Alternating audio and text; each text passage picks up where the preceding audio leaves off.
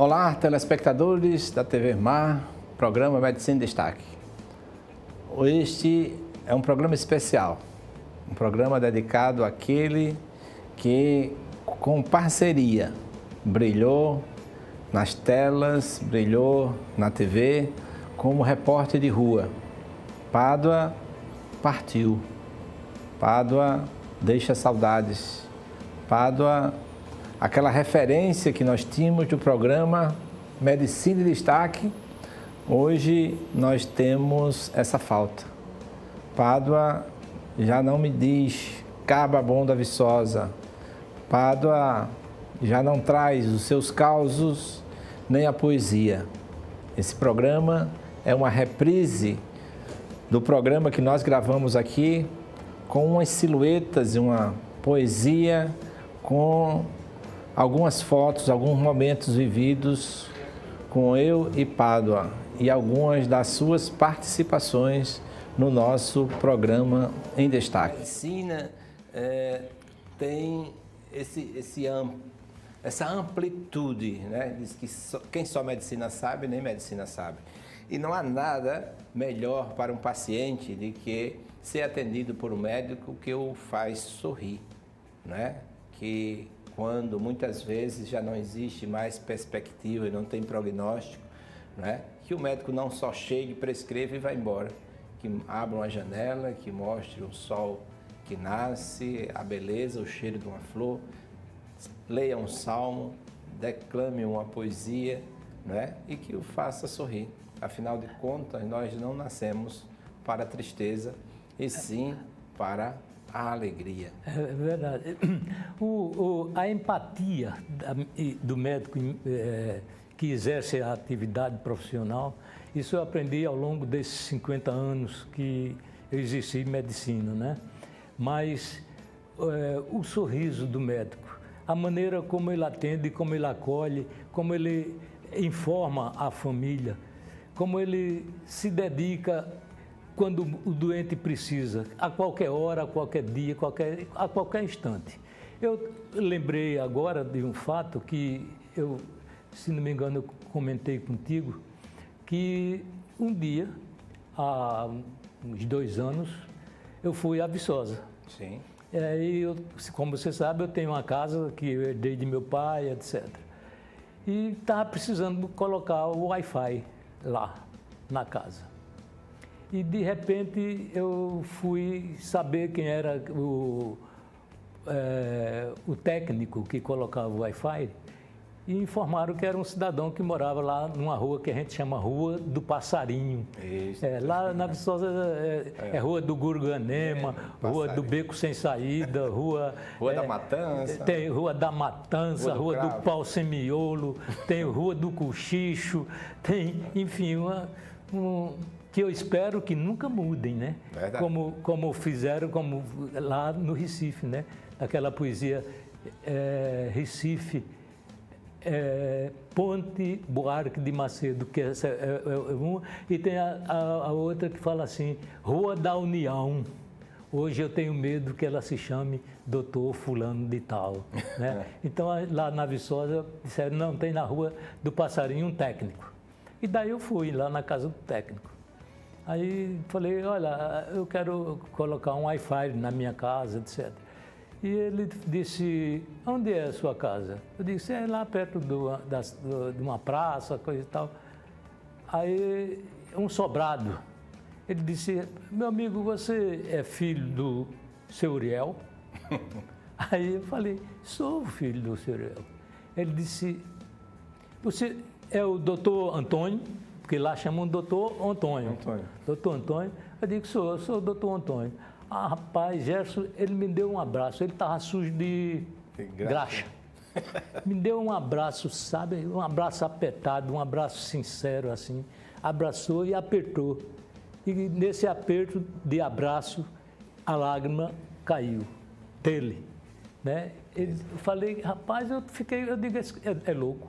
Né? Eu pensei que ele estava com algum problema mental. E de repente ele falou, disse, doutor, eu devo minha vida ao senhor. Falei, mas por quê? Eu não tenho... Ele disse, olha, Em 1978, o senhor esteve aqui na Viçosa e me operou. Aí baixou a calça, sem cerimônia nenhuma, e mostrou a incisão. Eu falei, eu não lembro disso. Ele disse, olha, o doutor Jaime Carneiro, que estava no hospital, coisa e tal, e eu estava com uma hérnia estrangulada. E ele ligou para o senhor em São Miguel dos Campos, e o senhor chegou 2 horas da manhã e fizeram a minha cirurgia, e hoje eu estou aqui, ó. Aí bateu no braço, tiraram tanto assim de intestino, né?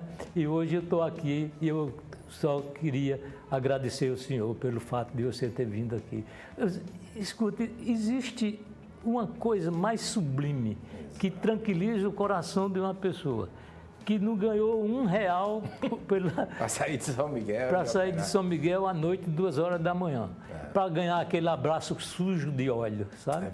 Isso, na verdade, é uma coisa que não tem dinheiro que pague, né? Então, medicina, eu acho que é mais do que a gente pensa, né? Mas é uma coisa que você tem que se dedicar sem pensar no, vamos dizer, no numerário. Ele tem que vir, porque finalmente você se mantém, né? É preciso que a gente lute por melhores dias, que tenha uma melhor compensação. Porque o que a gente está vendo hoje, Gerson, é que determinados colegas estão atravessando uma fase muito difícil, inclusive sem poder até se manter, mantido pela família.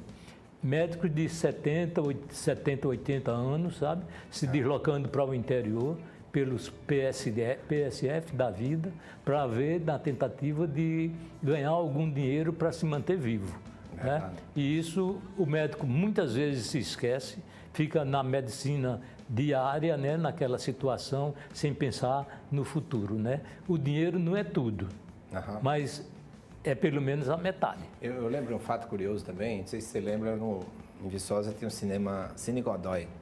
E eu tinha 11 anos, né? Ficou fácil de fazer a matemática, eu estava lá, todo domingo eu queria entrar no matinê, sonhava, mas nunca podia entrar, porque meu pai não me dava dinheiro, a gente trabalhava na roça, as coisas todas.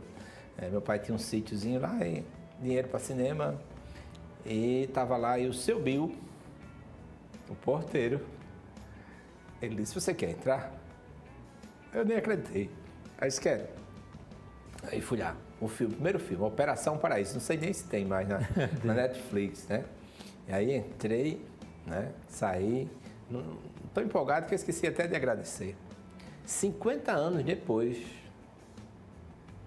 um senhor precisando de um atendimento de urgência lá no Hospital Veredas, eu estava lá, e eu atendo esse cidadão, assim, era uma patologia, não vou dizer para não, que necessitava muito de uma especialidade, eu desenrolei tudo. Depois que eu terminei de atender, você é de onde? Eu sou de Viçosa. Eu sou filho do seu Bill, porteiro do Cine Godoy. 50 anos depois eu pago aquela entrada de uma forma tão humana. Generosa. Tão generosa. Aí eu, assim, disse a ele, né? Contei a ele o fato, mas assim, eu, em um diálogo com Deus, fiquei, Deus, muito obrigado. Bom, me dá essa oportunidade. De retribuir. De retribuir. Né? E a medicina é essa arte que você pode fazer isso assim, de uma forma tão cristã, tão amiga, tão solidária. Essas oportunidades só a medicina oferece. É aquela história que eu falei naquele dia, né? Do amor, né? Que eu falei que há 3 tipos de amor. O amor de Platão, o amor de Aristóteles e o amor de Cristo, né? O amor de Platão é o amor que você tem pelo que você não possui. Quer dizer, você ama o que você não tem, né? Você ama o que você desejaria ter. Você ama o carro que não tem. Você ama o sapato que não tem, a roupa que não tem. Você ama o que está detrás da vitrine, né? Então, é um amor que você ama fulana de tal, você ama aquela atriz da novela das 8, né? Mas você não pode tê-la, sabe? É um amor que chama amor platônico, né? Então, é o amor pelo que você não tem. Depois que tem, você não ama mais, né? Então você ama ter, vamos dizer, um automóvel. Deseja, tem Desejo, sonhos. né? Mas depois que você tem um automóvel, acabou o amor pelo automóvel, né? Então, é um desejo que é um amor que você tem pelo que você não tem, né?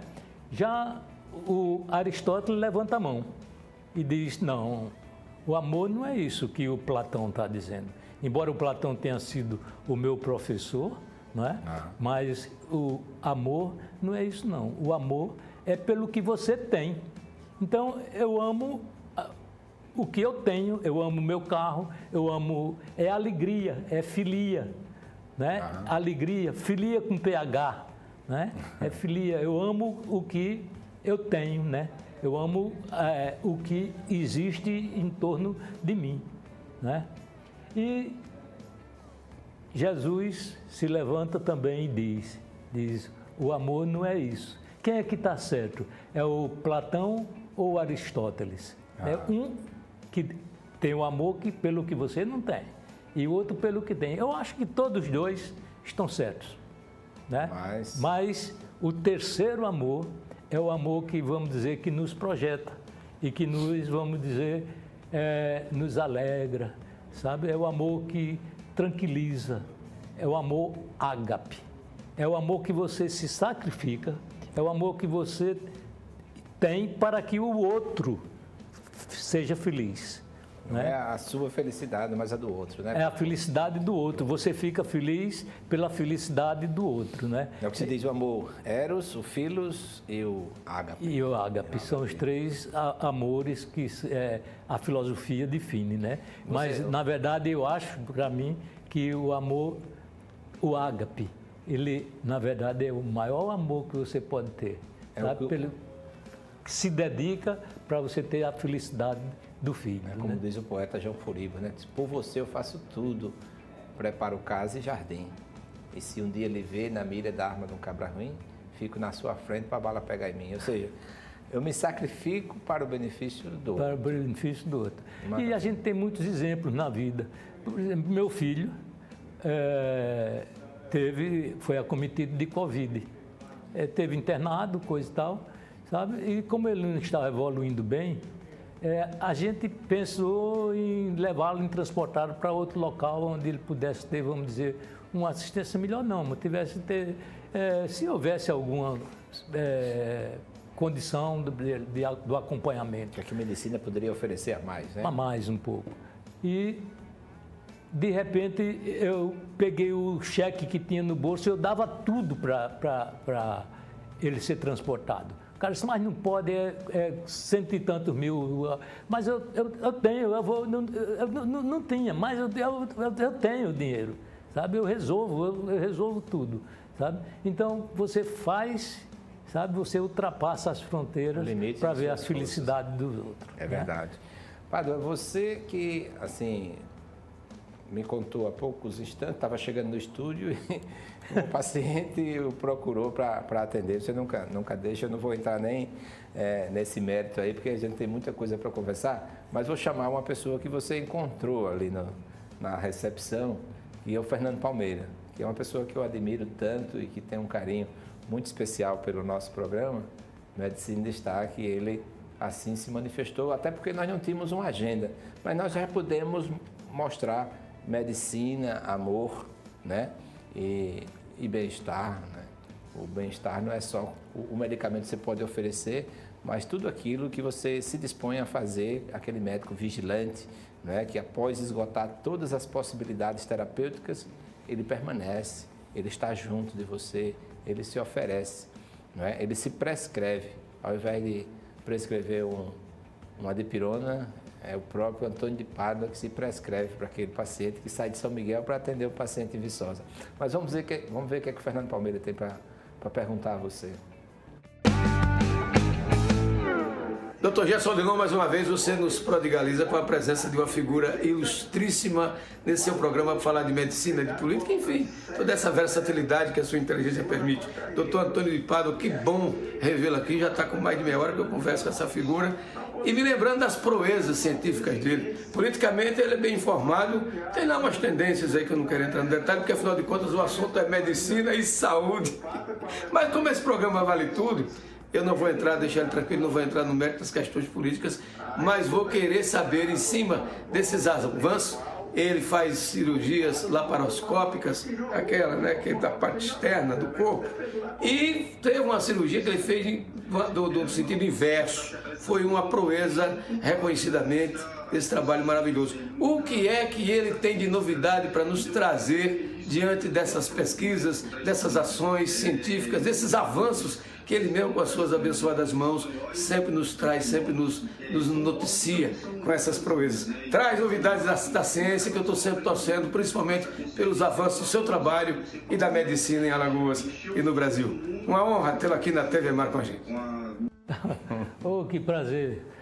O Gerson, o Fernando, eu conheço de longas datas, né? Quando eu ainda estava em plena atividade de medicina, né? Ele aqui e acolá, eu ia lá, ele era jornalista lá na Rádio Gazeta de Alagoas, e aqui e acolá a gente fazia um bate-papo, uma entrevista. E eu quero dizer ao Fernando que ultimamente a medicina vem evoluindo de uma maneira espetacular, eu diria. Se a gente fizer uma comparação e trouxer, vamos dizer, os fatos para os dias atuais, a gente pode comparar, por exemplo, vamos dizer, na escrita. Quantos anos nós passamos escrevendo de pena, de pena de animal? Sei lá, 200 anos, 300 anos, né? Depois veio a esferográfica, depois veio a caneta Montblanc, enfim, a evolução, vamos dizer, do instrumento caneta, né? Que esse instrumento, vamos dizer, para chegar aos dias atuais, passou, sei lá, 4 séculos, 3 séculos. Né? Hoje, a medicina, através de seus recursos de laparoscopia que começou, tudo começou com o estudo da lente. Depois que Edison descobriu a luz, aí a coisa foi evoluindo, né? Aí juntou-se o estudo da luz com o estudo de lente, com o estudo de microscópio e foram se avolumando essas descobertas e chegamos à laparoscopia. Depois da laparoscopia, nós chegamos à robótica, ao robô. Né? Então, isso foi de uma evolução, vamos dizer, de 10 anos para cá. De 10 anos para cá. Hoje, a evolução é tão grande que você tem um celular hoje. Se der algum problema, o técnico vai dizer: ah, doutor Gerson, esse celular seu é do ano passado, já não serve mais, o senhor tem que comprar outro celular. Então, bem assim está acontecendo com medicina. Quando há 5 anos, 2017, 5 anos, eu tentei trazer para aqui, para Alagoas, um robô, né? Eu tinha uma certa amizade por aí afora e consegui o robô para aqui, para nosso estado. Mas eu cometi um erro capital. Eu fui estudar robótica, fazer cursos, etc. Para depois fazer com que os colegas também fizessem o curso para robótica. Só que no dia que eu fui apresentar o que era robótica, levei meu computador e fiz a convocação da reunião, foram 4 colegas para a reunião. Porque eles não tinham ainda ideia do que seria e como estava evoluindo a robótica. Sabe? No Brasil tinha 9 robôs, 9. Nos Estados Unidos tinha 1.500. Eu já pensou? Interpretei aqui, eu digo, o caminho é esse, é robótica. E depois que eu tinha conseguido o robô, eu não tinha quem operasse o robô. Porque eu deveria fazer pelo contrário, eu reconheço o meu erro. Eu deveria ter com os colegas, vamos dizer, o estímulo, o ensino, o treinamento para depois adquirir o robô. Então, isso é um pecado que eu acho um pecado mortal que eu cometi. Né? Quanto à cirurgia, inverso, tinha um sítios inverso o paciente, e você fez uma videolaparoscopia. Né? Foi justamente o que o Fernando perguntou, né? Existe uma patologia, não é patologia, mas uma variação anatômica, né? Que a pessoa nasce com os órgãos trocados. O coração, em vez de ser à esquerda, é do lado direito, o fígado do lado esquerdo, o estômago, em vez de ter aquela curvaturazinha externa maior, é o contrário, é a menor. E esse paciente apareceu lá no meu consultório com obesidade, ele inclusive não sabia que tinha os sítios inversos, porque é vamos dizer, uma variação que você evolui naturalmente, evolui sem sintomatologia, sem sintoma. Ele simplesmente era gordo. E nessa época eu fazia cirurgia bariátrica, né? Cirurgia para obesidade, para o gordo. Aí solicitei os exames, inclusive um raio-x de tórax. Quando ele trouxe, eu vi o raio-x, a radiografia, aí eu falei, puxa, é do outro lado. Aí quando botei do outro lado, estava normal. Pelo lado certo, ela dava uma inversão. Aí eu fui conferir, eu digo, será que está certo? Aí fui conferir pelo nome embaixo, né, que dá certo. Bom, o fato é que eu solicitei outros exames e eles tinham realmente os órgãos todos trocados, né? Os órgãos todos invertidos. O baço do lado direito, o fígado do lado esquerdo, o estômago invertido. Eu falei, meu Deus, como é que eu vou operar esse camarada? Se ele tem os órgãos todos invertidos, eu vou ter que fazer uma cirurgia toda pelo contrário. Né? Pensei, inclusive, em colocar um espelho diante do vídeo, né? Eu digo, eu vou colocar um espelho porque eu faço a cirurgia olhando pelo espelho, né? E de repente fica uma imagem real, em vez de ser uma imagem assim, vamos dizer, virtual. Aí eu conversei com os colegas, né, de São Paulo, os amigos meus que têm mais experiência, que têm mais casos para trabalhar, e um deles me mandou uma literatura que eu li, que existiam casos assim, e aqui eu fiz, sabe? Eu juntei com os colegas, estudamos antes os sítios inversos e disse, vamos fazer tudo ao contrário, né? E nós fizemos tudo ao contrário.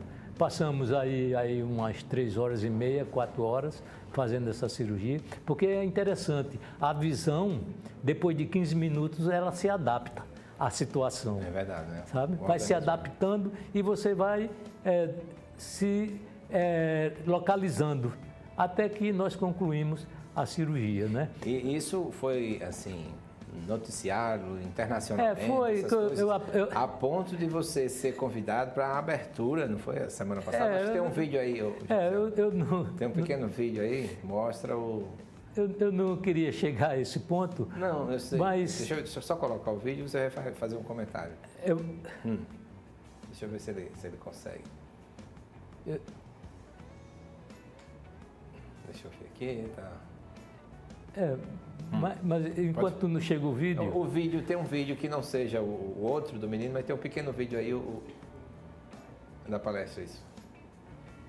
Este aí.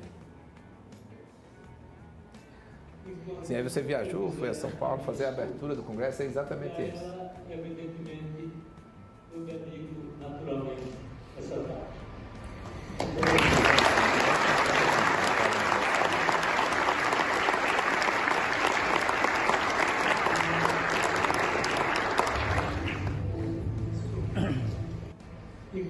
Maravilha.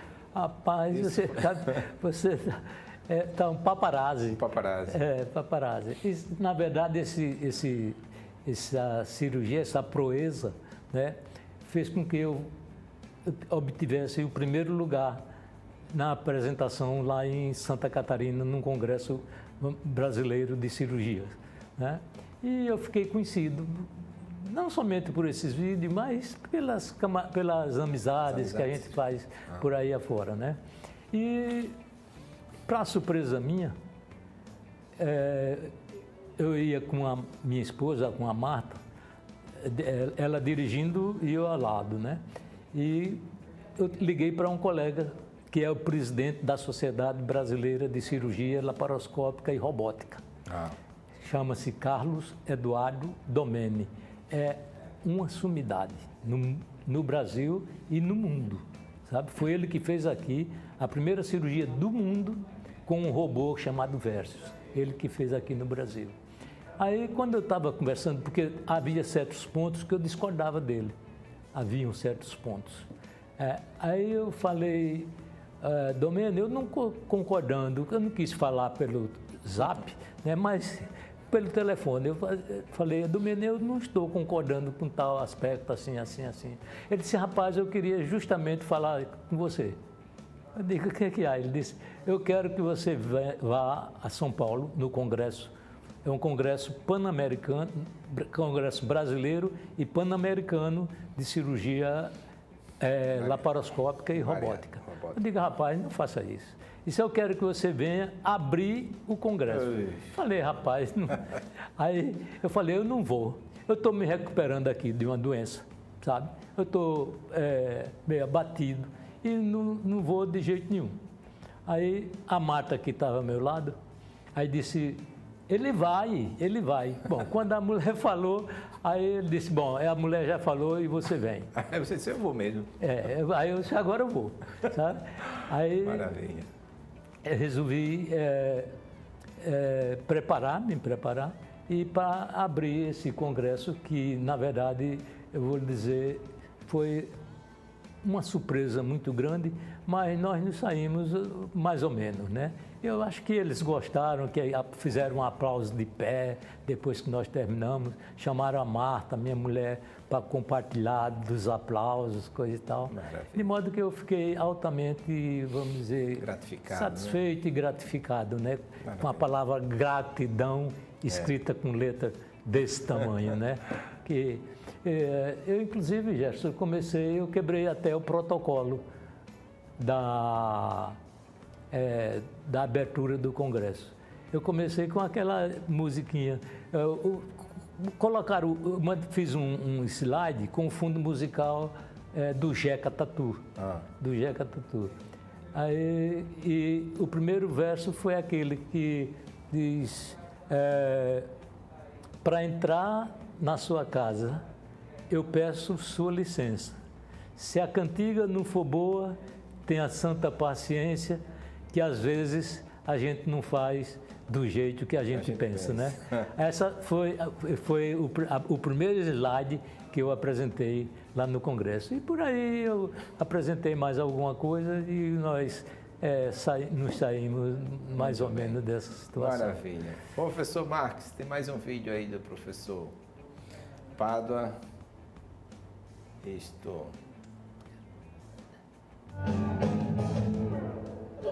Já diz a sabedoria popular que ninguém é poeta simplesmente por saber rimar. Eu rimo, eu gosto de música, eu gosto da boa letra, sou apaixonado pela literatura em geral, nacional, internacional, e sou fã da literatura de cordel e sou um admirador desse grande apresentador que está aí, que agora se rimou de ser também jornalista, ser além do grande médico que é o Gerson Odilon, o poeta, o cordelista. E estou tomando conhecimento também que o amigo, vez por outra, gosta de uma literatura de cordel, gosta de uma rima, de uma prosa. O que é que temos também aí para oferecer ao grande público telespectador da TV Mar, nesse momento que esse programa que fala em medicina e saúde traz também de cultura e de literatura para a gente? Traz para cá, vai. Tá vendo aí? Isso é uma judiação. O Fernando pedir para se dizer assim, de repente, alguma coisa. Eu gosto do cordel. Nós somos da Viçosa, né? Nós somos da Viçosa e realmente eu sou um admirador profundo do cordel. Agora, não sou cordelista, né? O cordelista é esse aqui, que sabe tudo de cordel. Mas eu não sei de nada, Fernando, mas eu já andei amontado num trovão. Um curisco me viu, se escondeu. Um raio ia descendo, não desceu. E eu fiz da Terra um planeta vagabundo. Eu já botei 4 rodas nesse mundo e mandei ele correr, e ele correu. Isso é um verso que é um verso de cordel muito interessante, né? E de outra vez eu cheguei no cais de Alagoas, encontrei tudo em belas condições. Havia mais de 50 embarcações entre paquetes, barcaças e canoas. Sob um barco alemão eu me encostei. O navio partiu, eu sustentei.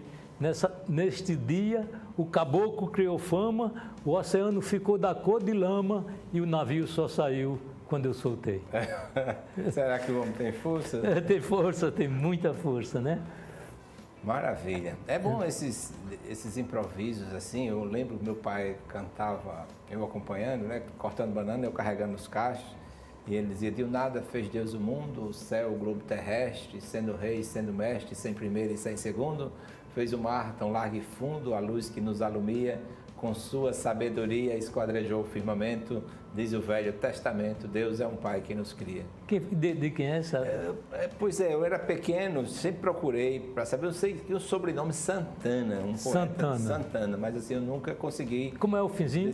Deus é um Pai que nos cria. Deus é o Pai que nos cria. Tem aquela do Ivanildo Villanova, né? Onde se encontra a alma de Lampião, né?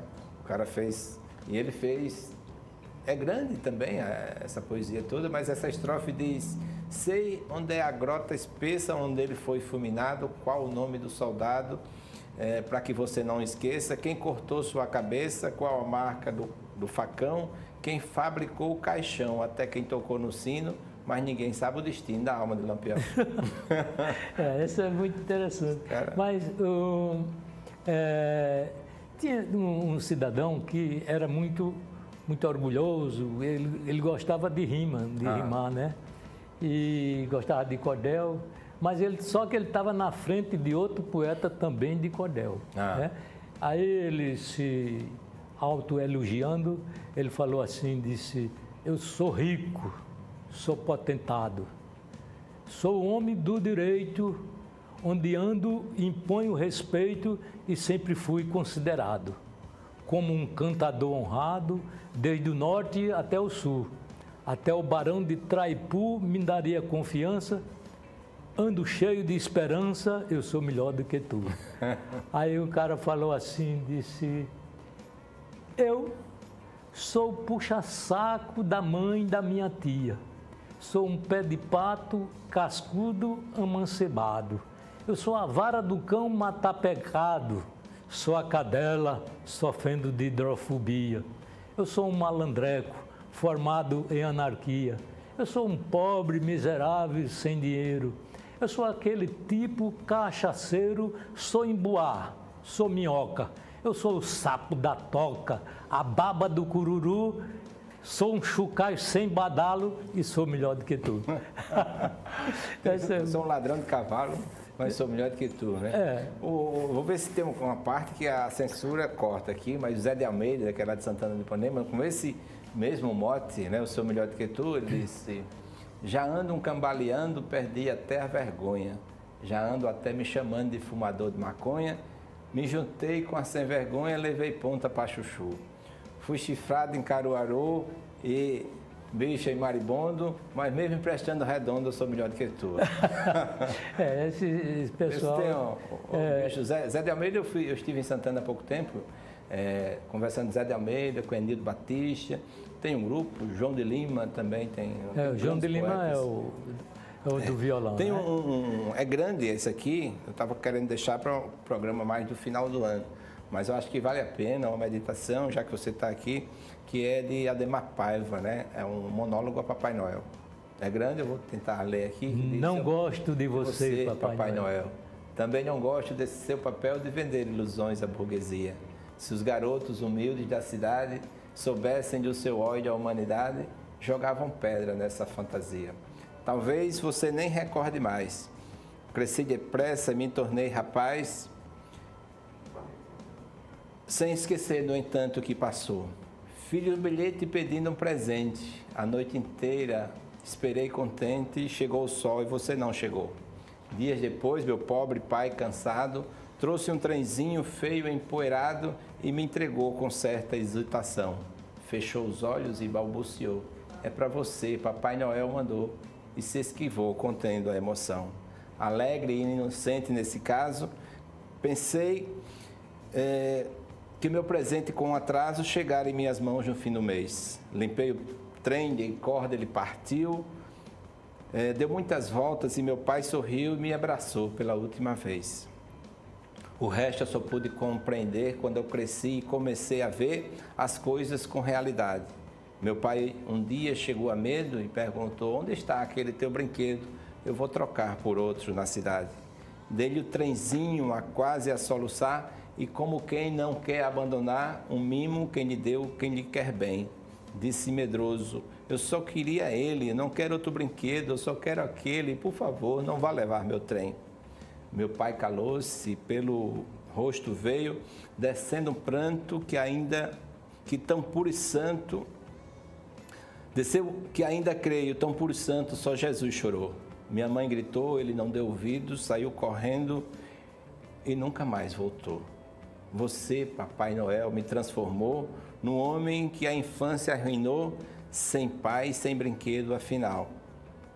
Dos seus presentes não há um que sobre para a riqueza de um menino pobre que sonha um ano inteiro com o Natal.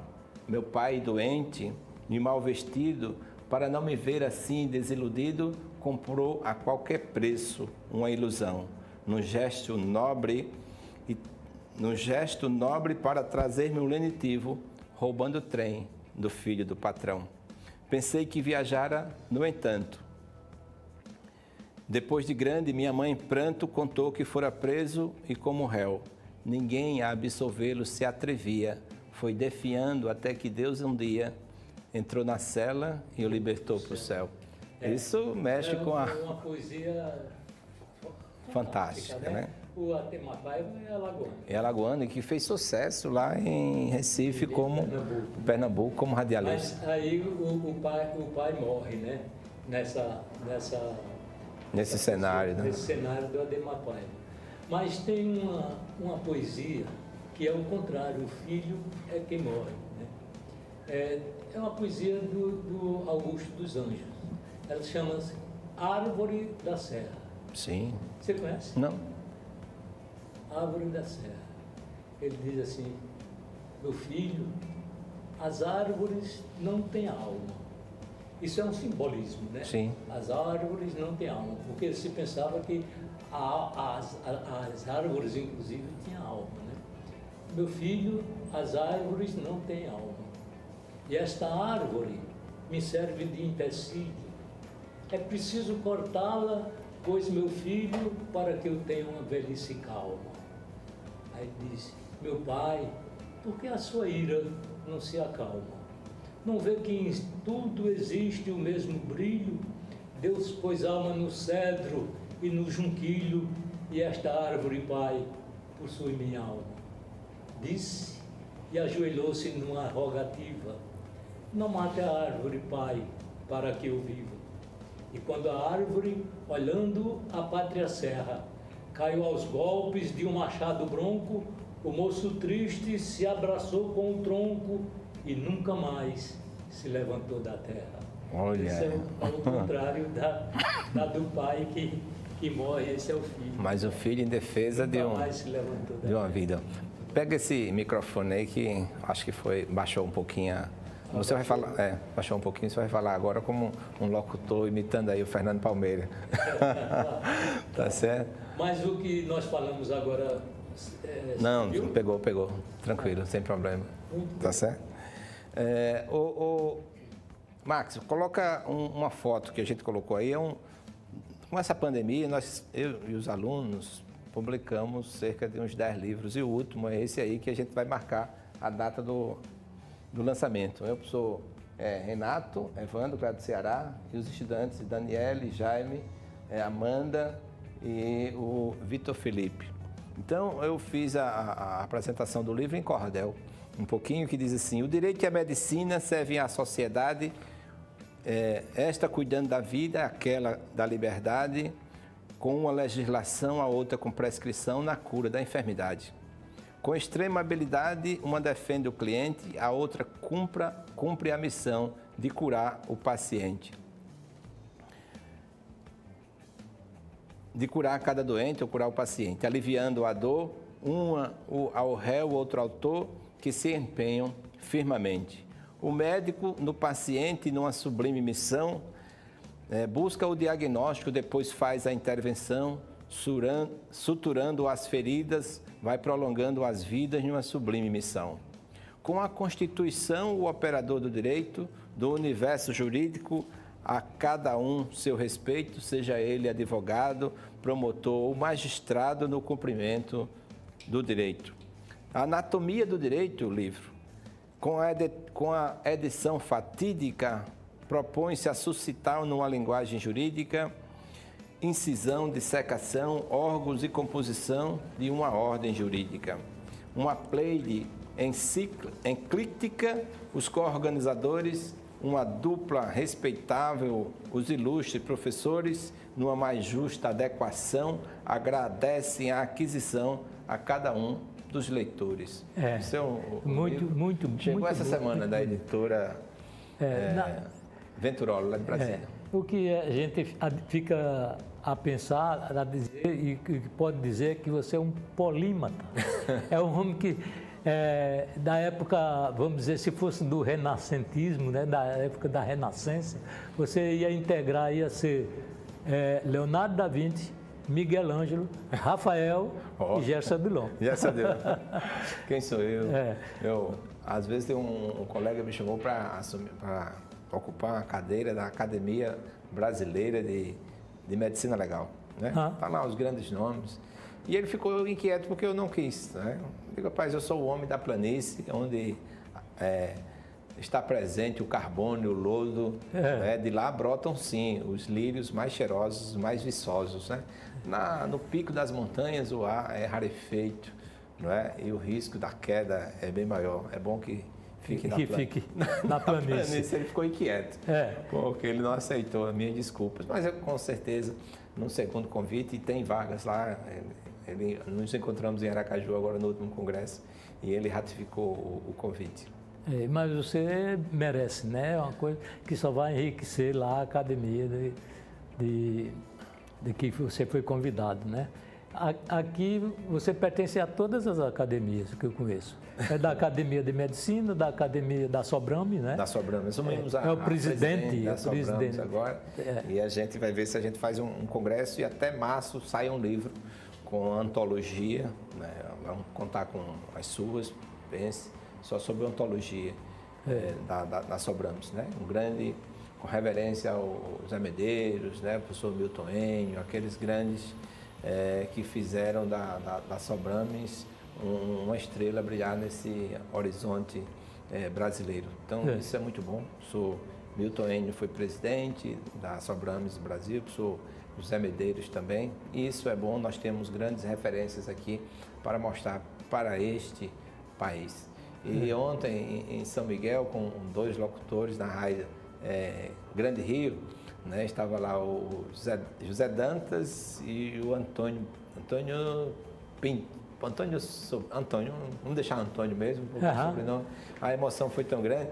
E ele falava de como é que eu, como legista, né, que abre os corpos, vê tanta catástrofe, tanta miséria, a gente consegue ter uma áurea assim, de alegria. E ontem foi no Evangelho de Mateus, eu falava, quando a gente faz o que gosta ao lado de quem ama, em sintonia com Deus. No Evangelho ontem de Mateus, em 18, de 1 a 18, salvo engano, dizia que bem assim que Jesus, diante dos fariseus, contou aquela história que um senhor tinha 100 ovelhas, um pastor tinha 100 ovelhas e perdeu uma e deixou tudo e foi em busca daquela, quando a encontra, e sorri e canta. E nós acrescentávamos que Jesus ama 1%, ama 10% daquela mulher que perdeu uma moeda, né? Ama 50% daquele pai que tinha 2 filhos, que um abandona e vai embora e quando volta ele abraça, e aquele amor ágape de Deus que manda o seu próprio filho para Então, morrer por nós. Deus ama 1, 10, 50, 100%. Esse é um amor incomparável, só dele mesmo. E quando você o tem, você tem que exalar esse amor para as outras pessoas. Eu acredito que essa paciente que chegou aqui para lhe encontrar, seguir o seu carro para fazer uma consulta, você já que deixou, diz que deixou a medicina, imagina, isso fica registrado na sua cabeça para, como diz o Matuto, fuviar à noite, para você dizer bem assim, não é tempo ainda não, vou trabalhar aí mais uns 10 anos, mas, é isso? Mas é tempo, é tempo. É tempo? Tudo tem seu lugar, né? Tudo tem seu lugar. O fato da perseguição foi uma coisa estranha, né? Ela falou, já aqui na porta do edifício, ela falou, eu estou lhe seguindo há uns 10 minutos. Porque eu tenho um carrinho diferente, pequeno, ela estou lhe seguindo há uns 10 minutos, porque onde o senhor parar, eu quero conversar.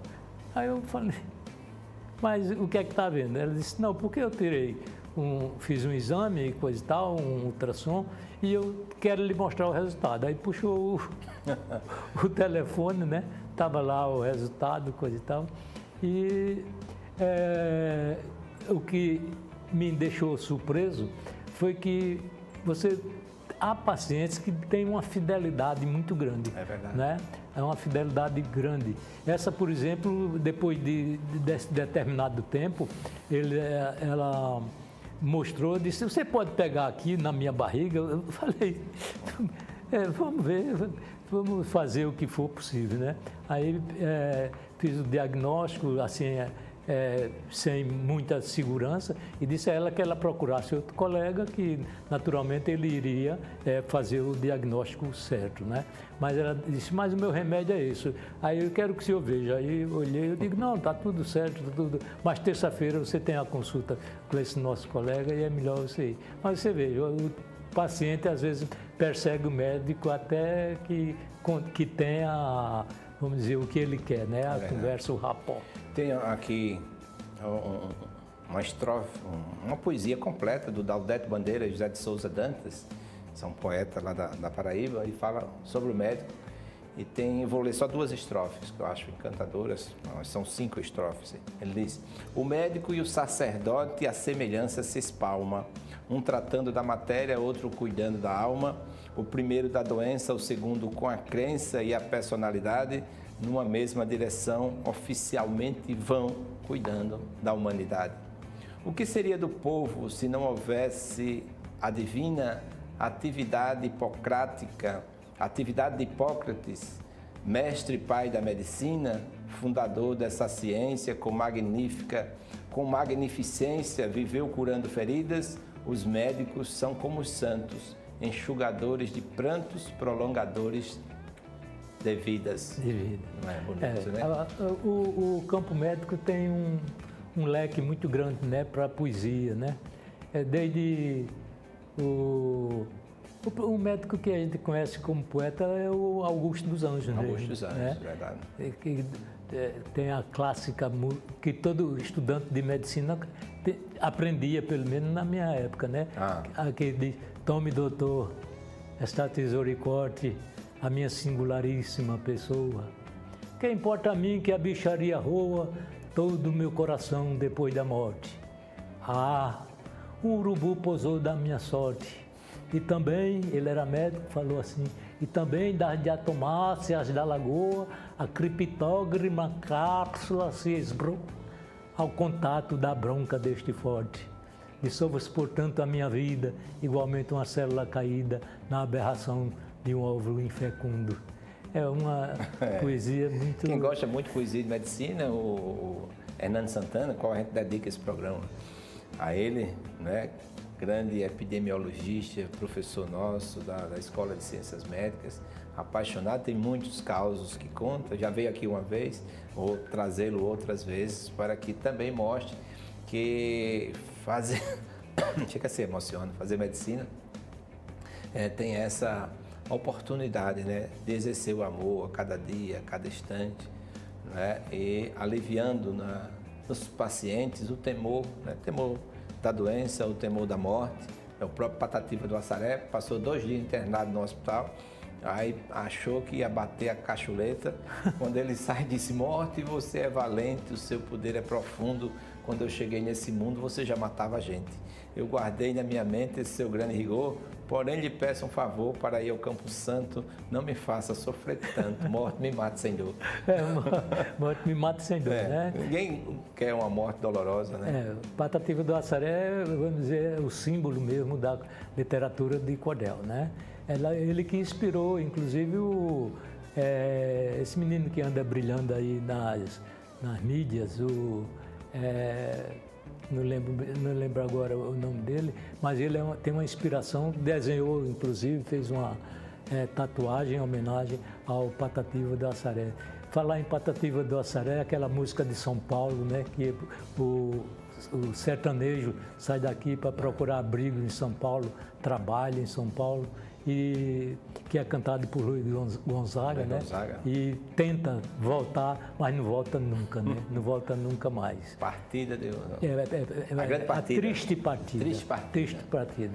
Mas, o Gerson, você falou que do interior tem uns causos, né? Do interior. E eu lembrei agora de um caso quando eu fui médico no interior durante 15 anos, sabe? Morava no hospital e nós nos reunimos, 3 médicos. Eu, no caso, eu tenho que dizer meu nome primeiro porque foi... É mais fácil de lembrar, né? Não, para me lembrar dos outros.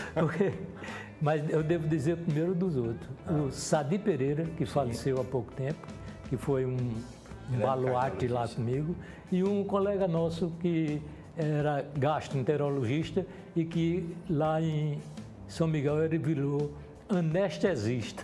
Gastroenterologista virou anestesista. Porque antes o anestesista era o mesmo, né? É isso que eu estou dizendo. Bom, se um cirurgião vira anestesista, um gastro também vira. Também vira. E nós estabelecemos um sistema de plantão no hospital, principalmente para a obstetrícia, para os doentes não se deslocarem aqui para Maceió. E nesse dia ele era boa praça, boa conversa, mas ele tinha uma cara feia, sabe? Uma cara mal-humorada, mas era só por fora, né? Por dentro era um rio fluente, né? Um rio de água, né? E esse colega nosso estava de plantão e um dia chegou batendo na porta um cidadão lá, sem sapato, tudo sujo, disse: doutor, batendo na porta. Não tinha vigia do hospital, era a gente mesmo, nós éramos vigia e médico. Ele disse: para o senhor ir lá na minha casa, que minha mulher está tendo menino, e o menino está sem nascer, e a parteira disse que está com essa dificuldade. E nós tínhamos lá um carro adaptado, que era uma Kombi 58, Kombi alemã, que foi adaptada para ser ambulância, porque tinha caído o teto da garagem, tinha caído na Kombi, e nós desamassamos lá e virou ambulância. Inclusive eu dirigi durante quase 2 anos essa ambulância. Eu era motorista, o doente não tinha condição de resolver, eu disse: bota aí que eu levo para Maceió, né? Aí trazia aqui pronto-socorro e aqui a gente operava o paciente, já que eu tinha trabalhado no pronto-socorro aqui. E nesse dia era o plantão dele. Ele foi, quando chegou lá e examinou a doente, era uma apresentação transversa. E eu tinha chegado há pouco tempo, né? Eu estava operando, mas sob ainda observação, né? Da população toda. Ora, uma população de 200 mil habitantes e um só médico, que era eu, né? Eu digo: aqui é meu lugar, né? Muito doente e pouco médico, né? Aqui é meu lugar. E ele foi atender o doente e disse: olha, uma apresentação transversa tem que levar para o hospital, tem que operar. É uma cesariana. Aí o esposo da paciente disse: para o hospital ela não vai não. Se o senhor quiser fazer o parto dela aqui, o senhor faz. Mas para o hospital, nem vê. Porque a mulher já vai perder 50% do que ela tem. Porque vamos tirar a roupa dela lá. Aí não dá certo. O senhor não leva não, doutor. O senhor vai fazer o parto aqui. Ele disse: rapaz, aqui não dá, o menino está atravessado, tem que ser tirado pela barriga, não sei o quê. Aí o marido da mulher botou o dedo na narina da doente, aí disse, olha, doutor, o senhor não está vendo que essa mulher não tem jeito? Olha o bafo da morte na venta dela. O bafo da morte era a fuligem daqueles candeeiros que estavam, do pessoal da vizinhança que ia chegando, e os candeeiros faziam a fuligem e ele colocou lá, né? Aí ele falou, disse, mas ele tem que ir para Maceió, para São Miguel, para se operar. Aí disse, bom, então a gente faz o seguinte, a gente vai dar o puxo na mulher. Aí ele disse, mas tá bom, vocês podem até dar o puxo, mas como é o puxo? Ele disse, o puxo é o seguinte, a gente amarra uma corda debaixo do sobaco dela, sabe? Levanta nessa cumieira da casa e bota uma gamela cheia d'água embaixo. E a gente solta 3 vezes ela. Solta 3. Se o menino não nascer, o senhor leva ela.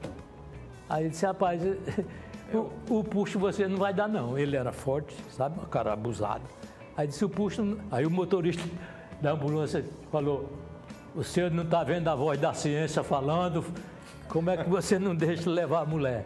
Aí vai, leva, não leva, terminaram levando. Aí, isso era mais ou menos umas 2h30, quase 3 horas. Ele chega lá e diz, olha, padre, o que eu trouxe para você operar, vai fazer uma confusão, já está aqui, e tem que fazer uma cesariana. Aí eu tentei escutar o menino, na época a gente não tinha outra situação, era naquele... Pinar. Pinar, no estetoscópio de pinar, que era no ouvido direto, né? Aí coloquei lá, a coisa e tal, não vi bem a apresentação transversa. Meu Deus, será que esse menino vai escapar? Aí fiz anestesia hack, coisa e tal, e comecei a cirurgia e fiz a cirurgia e na época quando o menino nascia, você... Uma tapinha, né? Uma tapinha aqui para o menino nascer e uma tapinha com mais uma forcinha para ver se despertava o reflexo do choro, né? E o fato é que o menino finalmente chorou, né? E a gente fez a cirurgia. Nessa época o doente passava 10 dias internado numa cesariana. 3 dias era uma incisão mediana, depois enfaixado, e dele passava 10 dias lá no hospital até que tirasse os pontos e desse alta. Aí fizemos isso, coisa e tal, e o doente foi embora, foi para casa. Aí o anestesista, o colega que foi atender, falou que foi ser anestesista. Ele falou, rapaz, minha senhora, a senhora está de alta, vai para casa, está tudo bem, agora tem um problema. A senhora vai ter rejume. Ele disse, rejume? Se é rejume de comida. Ele disse, qual é a comida que eu não posso comer? Ele disse, bom, você não pode comer comida carregada. Aí falou camarão, maçonim, essas comidas carregadas. Agora tem outro regime, tem o regime de marido. Disse, como é o regime de marido? Ele disse, o regime de marido, doutor, é que, minha senhora, é que você não pode ver o marido ter relações nenhuma. Durante quanto tempo? Pergunta ela. Durante 1 ano. Porque a cirurgia foi uma cirurgia muito difícil. Aí ela disse, durante 1 ano, então tá bom, vai ser durante 1 ano. Aí foi embora, coisa e tal, acabou-se. 3 meses depois chega o cidadão, lá no consultório dele. Aí, com um capote serrano, você conhece capote serrano, né? Aquele que o camarada vai para São Paulo e quando volta, traz aqui no punho, né, no braço. Aí disse, eu quero falar com o doutor fulano. Aí, não, pode entrar, ele está aí, está fazendo perícia ali. Quando o colega levantou a vista que viu, aí disse, eita, o cara, com esse capote serrano vai me dar um tiro. A mulher deve ter morrido, deve ter havido qualquer problema. Aí disse, perguntou, você é aquele doutor fulano? Ele disse, eu não. Me chamo, mas por... E ele ficou olhando para o camarada em dúvida. Aí disse, eu sou eu mesmo. Ele disse, sou eu vou encarar o camarada. Aí ele disse, eu vim trazer um presente para o senhor. Aí levantou aqui o capote e tirou um pacote de camarão e entregou para ele. Disse, doutor, eu vim lhe agradecer. Vim lhe agradecer porque a mulher está boa. A mulher foi operada e ficou boa. E eu vim trazer, não tem outra situação. Você sabe, no interior é uma garrafa de mel, um pedaço de macaxeira, de mandioca, inhame, milho. e ele levou um camarão. Aí disse, agora eu vou lhe entregar e só tem uma coisa. O senhor vai ver se ajeita esse negócio do regime para mim. Ele disse, por quê? Ele disse, porque quando eu chego, encosto na mulher, passa a mão na mulher, é aquela polpa, aquele coice, parece uma égua. Sabe? Tem uma história bem rapidinha, sei que o tempo está esgotado já, mas era a mesma coisa, o cara foi para o médico e estava com insuficiência cardíaca. E o médico disse, olha, você não pode fazer muito esforço. Eu disse, mas por que pode ter uma parada cardíaca rápida, etc e tal? Aí disse, não, a mulher disse, não, doutor, mas ele já é aposentado, etc. Ele disse, não faz nada de esforço? Não, assim, só namora. Ele disse, não pode, porque o esforço pode ter uma parada rápida. Aí ele quis chiar ali, a mulher disse, ô, meu filho, a gente tem 60 anos de casado, não sei o que lá. E aí foi para casa. Aí separou logo o quarto, né? Ele ficou num quarto, ela ficou em outro. E primeiro dia, segundo dia, nada. Terceiro dia, à noite, bate na porta do quarto dela. Aí disse, quem é? Disse, sou eu. O que é que você quer aqui? Eu vim morrer. Cave a cova. Padre, a gente agradece a sua vinda aqui. Como vocês viram, né?